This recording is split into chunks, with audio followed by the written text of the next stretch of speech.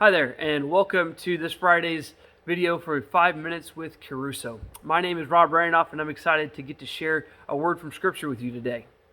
Imagine, if you will, that you and I are taking a walk through the forest together. And as we walk along, we find just a little sapling, a small little tree that's sprouting up out of the ground, and I say, hey, do you think you could pull that up by its roots? And you go, sure. And you reach down and you pop it up, and no problem, you can pull it right up. We keep on walking, and we come upon a little bit taller tree, maybe about waist high this time. And I say, what about that one? You think you can pull that one up? And so you go, yeah, and you kind of strain a little bit more, have to put a little force into it. Yeah, you're able to get that one up out of the ground as well. We continue on our walk, and this time we come upon a tree that's about as tall as I am. And I say, okay, what about this one? You think you can pull that one up? And you go, well, I'll give it a shot. And you walk over, and you pull on it, and you twist it, and you kind of wiggle it back and forth, and after some effort, maybe a little sweat, you're able to finally get that one up out of the ground too. As we continue on our walk, we come upon another tree. This one is taller than both of us. It's thicker around than my wrist, and I say, all right, big test. What do you think about that one? Can you pull that one up out of the ground? And so you go over and you twist it and you pull it and you wiggle it back and forth, and even give it the butter churning motion to try and loosen up its roots a little bit so that you can get it out. But try as you might, sweat as you might, huff and puff as you might, you are not able to pull that particular tree up out of the ground. There are several places in Scripture that use the metaphor of a tree growing to talk about different aspects of our faith. One of them is in the very first Psalm. I'm going to read for you Psalm 1, verses 1 through 3. It reads, "Blessed is the one who walks not in the counsel of the wicked, nor stands in the way of sinners, nor sits in the seat of scoffers, but whose delight is in the law of the Lord, and on his law he meditates day and night. He is like a tree planted by streams of water that yields its fruit in its season, and its leaf does not wither. In all that he does, he prospers."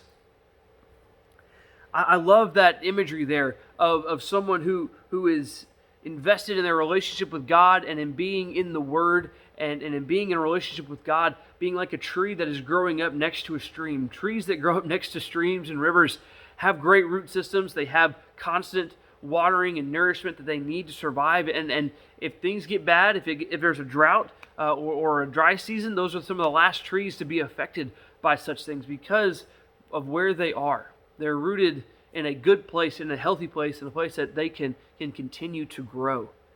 And it's the same way when we spend time and are committed to our relationship with God and to being in the Word.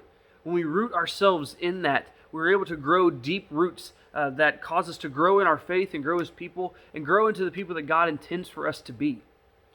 But that's not the only thing that we can grow into, right? It's not the only thing that we can grow roots into or get really entrenched in.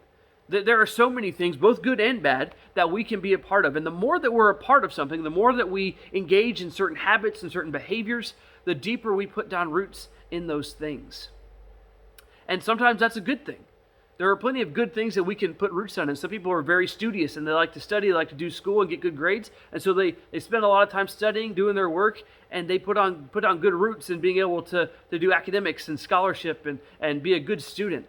There are people who do the same thing with sports. They work hard and they train hard at whatever sport it is that they love to play, and they put down deep roots in that, and they become very good at whatever sport it is that they're playing. Same with musicians and instruments and artists and all sorts of things.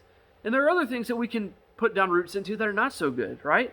There are all sorts of addictions or hurtful, destructive behaviors that we can engage in, and those things, we put down roots in them, yes, but they are not good and healthy places for us to be. The challenge that I want to give to you is for you to first and foremost put down roots and to grow yourself in your relationship with God and being in His Word and in prayer with Him. Because when we do that first, if that's our first priority, that's the place where we want most deeply to put down roots, and we work towards that, then we will find that our life is blessed by that. We will find that we have a richness and a depth to life because we're living life the way God intends for it to be lived. And so I want to encourage you, I want to challenge you to not only move away from areas in your life where you are putting down roots in negative ways, but to move towards doing so in a relationship with God. Because the longer we spend time engaging in a certain activity, the deeper our roots will be. And like the story of us walking through the forest, when we've been in a certain place longer, our roots are going to be deeper, and they are going to be harder to uproot, which could be a good thing if it's a healthy relationship with God, but that can also be a bad thing if we've gotten deep roots into something that's unhealthy or unfruitful or even sinful. So I challenge you to put down roots in good places, to dig up the roots that are down in bad places, and to build healthy habits that honor God with the way that you live your life. Hope everybody has a blessed day, and we'll see you soon.